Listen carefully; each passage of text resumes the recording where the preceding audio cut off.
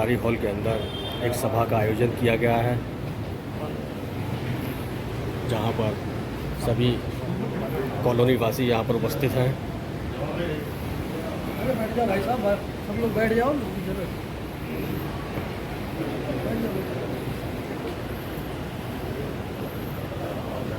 तो जय हिंद साथियों, मैं इस वक्त वज़ीराबाद के गली नंबर 9 के अंसारी हॉल से आप लोगों के साथ हूँ। और इस वक्त जो है, जैसा कि आप देख रहे हैं, दिल्ली के अंदर एक पैनिक बना हुआ है।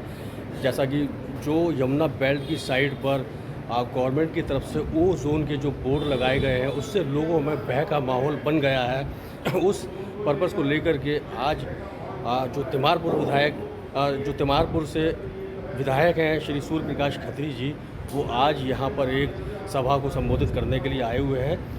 जब संगम विहार में पहली बैठक हुई तो यहाँ पर मुझे साजिद ने बुलाया कि एकदम से पता लगा कि एकदम से ये 4-5 दिन में एकदम से हुआ बना कि ऐसा कुछ हो गया। तो मैंने एकदम से तेजी से सरकार में बात करी। सरकार ने कहा हमें अभी तक ऐसा कुछ नहीं नॉलेज है, हमारी तरफ से ऐसे कोई ऑर्डर नहीं है। तो मैंने कहा वहां तो पूरा अफरा तफरी मची हुई। तो मुझे को फिर बताया गया कोई, मैंने अफसरों से बात करी, मैंने डीएम से बात करी, मैंने एडीएम से बात करी, मैंने एसडीएम से बात करी, मैंने डीसी से बात करी।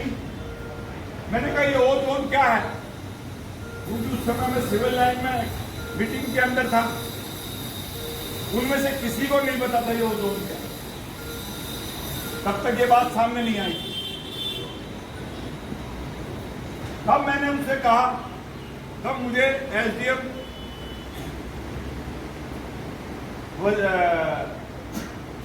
बुराड़ी ने मुझे एक ऑर्डर की कॉपी भेजी कि सर इसमें सरकार का रोल नहीं है, ये कोर्ट के ऑर्डर है। नहीं, फिर क्या हुआ, मैंने डीसी से बात करी। मैंने डीसी से पूछी आप क्या कर रहे हैं, क्योंकि जिस समय मैं मीटिंग में बैठा था मुझे फोन आया कि जगतपुर में और वहां पर आपका बुराड़ी में कुछ तोड़फोड़ शुरू हुई। मैंने उनसे पूछा ये क्या है, उन्होंने कहा कि ये हाईकोर्ट के ऑर्डर है। मैंने कहा हाईकोर्ट के ऑर्डर की कॉपी भेजो। तो मुझे ये कोर्ट के ऑर्डर की कॉपी मिली। मैंने कोर्ट के ऑर्डर की कॉपी उसी दिन पढ़ी, शाम को इन्होंने मीटिंग करी और मैंने वो बताया उनको कि ये कोर्ट का जो ऑर्डर है ये 2014 से चल रहा है और ये कोर्ट ने ऑर्डर किया। अब इसमें अब आप कहोगे कि ठीक है जी किया, लेकिन आज तो आपकी सरकार है, सवाल यही आएगा, मैं भी यही कहूँ कि ठीक है जी एक ऑर्डर हो गया, आपकी सरकार नहीं, लेकिन आज तो आपकी सरकार है। मैं कहता हूँ आज हमारी सरकार। इसमें क्या दिक्कत हुई, जब ये ऑर्डर, जब पिटीशन फाइल हुई तो सरकार की ड्यूटी होती है, दिल्ली सरकार की ड्यूटी थी, वहां मजबूत वकील खड़े करते, हालात बताते, क्योंकि जज साहब के सामने जो चीजें बताई गई जज साहब ने उसके हिसाब से ऑर्डर कर दिया। इसलिए हमेशा देखा होगा दोनों पक्ष अपने अपने वकील लेके जाते और वकील दलील देते हैं। एक वकील जो है अपने पक्ष का सत्य रखता है, दूसरा वकील बताता है कि ये सत्य में इतना सत्य है और इतना सत्य है, सत्य ये है। तो इस केस में ये कमजोरी रही और जज साहब ने ऑर्डर कर दिया। तो मैं पहली बात तो आपको ये बता देता हूं, कल मैं इसके बाद शकील भाई का फोन, शहजाद का फोन, अपने साजिद भाई का फोन, सबके आ रहे, ये मेरे प्रिय लोग हैं। इन्होंने मुझसे कहा कि भाई इसमें कुछ करा जाए। कल संडे का दिन था तो मैंने मुख्यमंत्री जी से टाइम मांगा, मेरे मुख्यमंत्री जी ने उसी समय मुझे टाइम दिया। कल मैं मुख्यमंत्री जी से जाकर उनको मिला और मैंने विस्तार से इस जजमेंट को लेकर चर्चा करी, विस्तार से। अब मैं आपको एक बात बता देता हूं, ये ज्यादा माहौल इसलिए खराब हो गया कि इसमें एक तरफ कोर्ट का ऑर्डर आ गया एक तरफ दिल्ली की लोगों की, जनता की, आवाम की जिंदगी बचाने के लिए मुख्यमंत्री जी ने कोई ऑर्डर पास कर दिया कि दिल्ली के अंदर कुछ भ्रष्टाचारी नेता और भ्रष्टाचारी अधिकारी और भ्रष्टाचारी कुछ दलाल टाइप आदमी, कुछ बिल्डर टाइप आदमी दिल्ली के स्वरूप को खराब कर रहे हैं।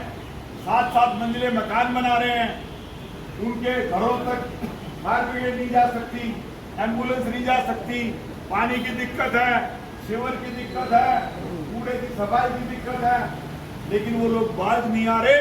उसका नतीजा ये होना शुरू हो गया, बिल्डिंगें गिर रही है, कहीं 10 आदमी मर रहे हैं, कहीं 12 आदमी मर रहे हैं, कहीं आग लग रही है। आज क्या ये देखेगी कि इनका धर्म क्या है, मेरा धर्म क्या है? क्या बिल्डिंग गिरेगी तो पूछेगी कि तू किस धर्म का, मैं गिरूं और ना गिरूं? क्या ये नुकसान हम सबका नहीं है? सबका है। तो क्या आप इस बात से सहमत हैं कि अगर मुख्यमंत्री ने ये ऑर्डर कर दिया कि भाई 4 मंजिल तक घर बना लो, 17.5 मीटर के ऊपर अगर आप जाओगे तो मैं बता देता हूँ 17.5 मीटर क्यों रखी गई है? 17.5 मीटर इसलिए रखी गई है कि जो फायर ब्रिगेड का पानी का प्रेशर है वो 17.5 मीटर तक ही जाता है। ऊपर वाले फ्लोर में अगर आग लग गई तो वो नीचे से उसको बुझा सकता है। इसलिए हम मना करते हैं कि 6वीं 5वीं मंजिल, 6वीं मंजिल, 7वीं मंजिल। आज हम पूरी दिल्ली पानी से जूझ रही है। दिल्ली के अंदर जनसंख्या 1-1.5 करोड़ की होनी चाहिए, 1 करोड़ की होनी चाहिए। दिल्ली में 3.5 करोड़ आदमी है। उसका असर किसके ऊपर आ रहा है? उसका असर उसके ऊपर आ रहा है, सब लोगों पे आ रहा है, कोई मेरे ऊपर भी आ रहा है। जब जमुना जी सूखती है तो क्या जमुना जी पूछ के सूखती है या पूछ के पानी आता है कि किस धर्म को पानी जाना है? जमुना सूख गई तो वो पानी तो आपका भी रुका, पानी हमारा भी रुका। जब पानी नहीं है और आप दिल्ली के अंदर चारों तरफ से बसावट हो रही है और वो बसावट बढ़ती जा रही है। आप ही लोगों में से आधे लोग कहते हैं कि जिसके बाहर जो था एक 15 फुट का रोड था, रास्ता था, जो जमाल भाई ने कभी बनाया होगा, ये काटी होगी, अब वो सारी जगह घेर ली गई। भाई देखो, ये जगह आपकी है। इस जगह पर अगर आपके जगह के घर के सामने खुली जगह होगी, गाड़ी किसकी खड़ी होगी? आपकी। मेहमान आएगा तो कहाँ गाड़ी खड़ी करेगा? आपके घर के पास। ये छोटी छोटी चीजें हैं जिस पे आप ध्यान नहीं देते। आप लोगों के यहाँ नाली अगर सामने बनी हुई है, उस नाली पर मैं एक दिन शहजाद के साथ अंदर घूम रहा था, 1-2 श्रीमान जी ने बीच में दीवार ही खड़ी कर दी। जो भाई तुम क्या अकेले पूरे वजीराबाद के मालिक हैं क्या? बाकी लोग पीछे जो 500 घर हैं, उनके पानी को तुम कैसे रोक सकते हो? तो दिक्कत बाहर से नहीं है, दिक्कत अंदर से है। अगर रहना है अंदर तो सलीके से रहना पड़ेगा, समाज के हिसाब से रहना पड़ेगा। समाज में जो जरूर चीजें हैं, समाज में किसी को अधिकार नहीं है रास्ता बंद करने का, पानी का रास्ता बंद करने का। तो उससे गंदगी पैदा होगी, तो गंदगी पैदा होकर पूरी सड़क पर फैलेगी, तो उससे 2000-5000 आदमी फैलेंगे। मैं लौट कर अपनी बात पर आ रहा हूँ, बीच बीच में मैं ये बातें कह देता हूँ, क्योंकि 15 महीने में बाद पहली बारी आप लोगों से चुनाव में भी नहीं आ पाया था, और चुनाव के बाद भी आज खुलकर दिल की बात करने का मौका मिला। तो मैं आज आपको एक बात कह देता हूँ,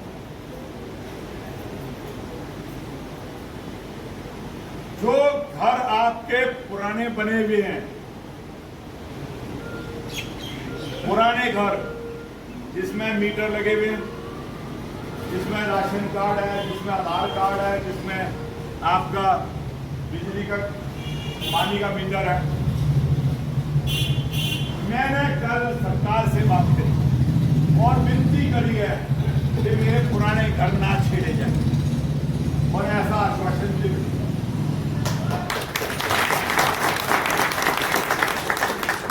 लेकिन साथ में एक बात बता देता हूं, और बड़ा खुलकर कह के जा रहा हूं, कोई घर नया अब नहीं बनेगा। आप खुद ही देख लो ना, आपके पास चलने को सड़क नहीं है, आप में अंदर इतनी भीड़ इकट्ठी हो गई है, आपको निकलने के लिए रास्ता नहीं है, पीने के लिए पानी नहीं है, नालियां आपकी साफ नहीं रहती। भाई साहब, इसका एक लिमिट है, इतने हिस्से के अंदर तय है। 500 आदमी रहेंगे, अगर इसमें 5000 आदमी रहेंगे तो वो शिवर का नाला कैसे जोड़ लेगा, पानी कैसे पहुंचेगा।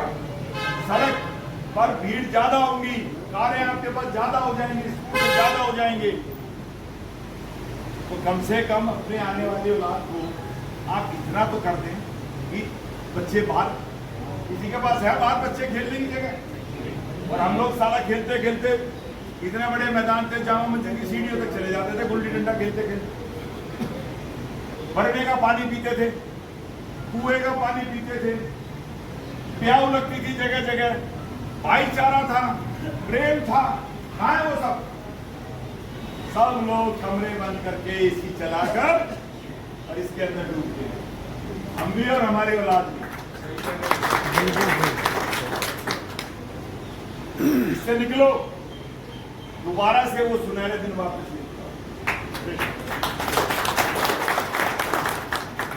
जहां तक ओजोन की बात है, कल इस पर एक हाई लेवल की मीटिंग कल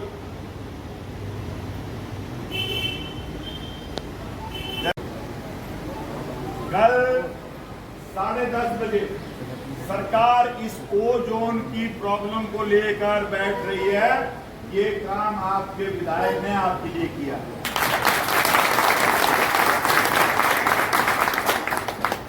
कल 10:30 बजे हमारे मुख्यमंत्री जी को जब मैंने विस्तार से सारी बात, इसके फायदे और नुकसान बताए कि इसमें नुकसान ज्यादा है, आवाम परेशान है, अनरेस्ट पैदा हो गया है, सब लोग चिंतित हैं, और इसका फायदा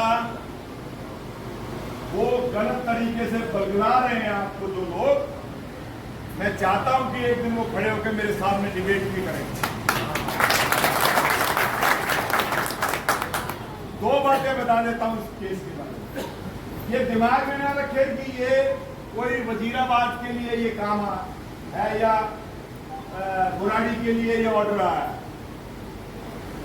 ये जो ऑर्डर है, ये जज साहब को ये नहीं पता ये कहाँ ऑर्डर एप्लीकेबल होगा। ये एप्लीकेबल होगा दिल्ली में, जहां से जमुना एंटर करती है, कुंडली से एंटर करती है और बदरपुर से वो एग्जिट करती है, बाहर निकलती है। ये 22 किलोमीटर का लंबा स्ट्रेच है। ये ऑर्डर कोई आपके लिए नहीं है कि बीजेपी आगे से ले ये ऑर्डर आ गया। नहीं भाई नहीं, दिमाग से निकाल दो, जहन से निकाल दो इस बात। इस ऑर्डर में कम से कम 250 कॉलोनियां अफेक्टेड है, 250। उसमें हिंदू भी रहता है, मुस्लिम भी रहता होगा। ये है 22 किलोमीटर लंबा ऑर्डर, 22 किलोमीटर लंबा ऑर्डर है, कुंडली से लेके बदरपुर तक। ये जो जमुना जी के किनारे पर है, ये उसके लिए ऑर्डर। 2-3 चीजें क्लियर होगी।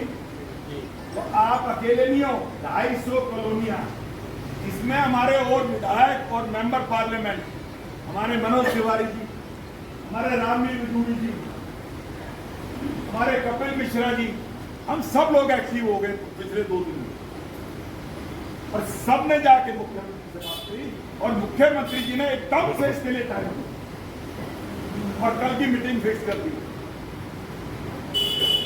क्योंकि ये 2 चीजें हो गई इकट्ठी। एक तरफ मुख्यमंत्री जी ने देखा लोग जल रहे हैं, मर रहे हैं, और लोग मान नहीं रहे हैं। नीचे के अधिकारियों की फिक्स कर दी है, अब मकान नहीं टूटेगा, अधिकारी भी जेल जाएगा। अधिकारी इधर पैसे लेता है, उधर तुम्हारी फाइल तैयार करता है, इधर पैसे लेता है, फिर एक नोटिस भेजता है कागज, और आपसे पैसे लेके अपना ट्रांसफर करा के चला। तो हमने ये तय किया है कि मकान क्यों टूटे, जिस अधिकारी ने इसको खड़े होकर बनवाया है, जिसने पैसे खाए हैं, वो भी जेल जाना चाहिए। क्यों नहीं जाएगा जेल? वो तो अपने घर, वो तो यहाँ से पैसे कमा कर ऑथराइज कॉलोनी में बढ़िया सा मकान बना लेगा और तुम्हारे को सबको ऑथराइज करा के और बर्बादी के रास्ते पे छोड़ के चला जाएगा। ऐसे आदमियों को ढूंढ ढूंढ के जेल भेजना है, ढूंढ ढूंढ के। मेरी मोदी सरकार है, मेरे यहाँ पर अगर मैं भी गलत काम करूंगा मुझे भी जेल की सजा हो सकती है, ये बात ध्यान रखिए। यहाँ पर रियायत नहीं है, बचाव नहीं है हमारे यहाँ पर। अगर आज मैं यहाँ खड़ा हूँ, आज मैं यहाँ बोल रहा हूँ, मेरी पार्टी हाई कमांड को पता है कि हमारे यहाँ का विधायक कहाँ खड़े होकर क्या बात है। हमारे ऊपर कोई दबाव नहीं है, हमारे को ये सिखाया गया है सत्य के साथ रहो, अन्याय के खिलाफ लड़ो और न्याय होना चाहिए, चाहे धर्म कोई नहीं। तो ये बातें मैंने आपको क्लियर कर दी हैं। मैं आपसे ये वादा करके जा रहा हूं कि जितनी भी जमीन, इसका जो सामूहिक फैसला है वो 1-2 दिन में आ जाएगा। तब तक आप बिल्कुल आ जाएगा, नहीं पॉजिटिव आए, पॉजिटिव आए, आप चिंता ना करिए, आप भी चिंता मत करें। और घर में जाके खातून को समझा दीजिएगा कि चिंता नहीं करिएगा। और इसके बदले में मैं आपसे कुछ मांग भी नहीं रहा हूं। हमने आपकी बात आपके जहन में और आपके जमीन पे छोड़ दी, आप आगे क्या करें। लेकिन एक बात बता देता हूं, दिमाग से काम लो, दिल से मत लो। दिमाग से काम लो। अगर यहां तरक्की चाहते हो, यहां अच्छी चीज चाहते हो, तो आपको ये देखना चाहिए कि फायदा कहां, फायदा कहां। आप लोग भी मत अपने आप को किनारे पे करो, मेन धारा में आओ।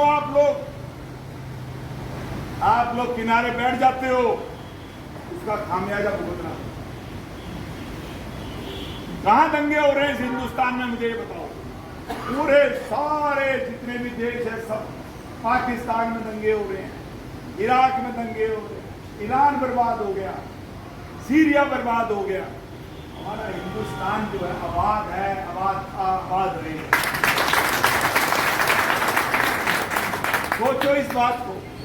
अगर ऐसी कोई बात होती तो विधायक को क्या जरूरत थी आपके बीच में? विधायक पे कोई आपका एहसान है? लेकिन विधायक के ऊपर एक मॉरल ड्यूटी है। जब हम विधायक बने हैं तो हम पूरे एरिया के बने हैं, हमें ये नहीं देखना कहां से हमें वोट मिला, कहां से मिला, नहीं तो फिर फर्क क्या रह जाए। तो आप बिल्कुल निश्चित होकर जाइएगा। और ये आपको आपका विधायक जवाब दे रहा है कि कोई भी आप लोगों के साथ अन्याय नहीं हो।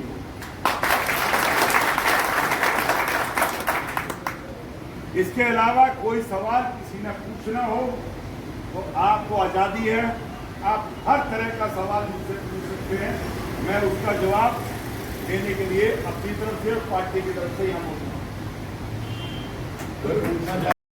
जैसा कि अभी विधायक जी ने कहा कि जो ओ जोन के बोर्ड लगे हैं उससे जनता को भयभीत होने की ज़रूरत नहीं है, क्योंकि वो आबादी क्षेत्र के लिए नहीं है। और जो ओ जोन के बोर्ड हैं वो यमुना बेल्ट, जो कि 22 किलोमीटर का कुंडली से लेकर के ओखला तक का जो उन्होंने यमुना बेल्ट का एरिया बताया है, जहां पर लोग यमुना के अंदर कंस्ट्रक्शन करके रहने लगते हैं, उन लोगों के लिए ओ जोन का बोर्ड लगाया गया है। और जैसा कि अभी विधायक जी ने बताया कि आबादी वाले क्षेत्र में लोगों को भयभीत होने की ज़रूरत नहीं है।